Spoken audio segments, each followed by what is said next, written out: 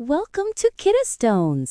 Like and subscribe. ఒక చిన్న గ్రామంలో రోహన్ అనే బాలుడుండేవాడు. అతనికి కాగితపు పడవలు చేయడం చాలా ఇష్టం.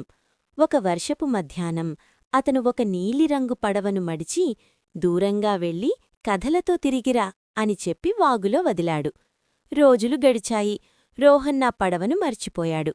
కాని ఆ చిన్న పడవ మాత్రం వాగులు చెరువులు దాటి ప్రయాణం చేస్తూనే ఉంది. దారిలో కప్పలు చేపలు బాతులు దానిని చూసి ఆశ్చర్యపడ్డాయి. ఒకరోజు ఆ పడవ తిరిగి రోహన్ ఇంటి దగ్గర ఉన్న చెరువులోకి వచ్చింది. అది చినిగిపోయినా ఇంకా తేలుతూ ఉంది. రోహన్ దాన్ని చూసి ఆశ్చర్యపోయాడు. నా పడవ నువ్వు తిరిగి వచ్చావు అని ఆనందంగా అన్నాడు.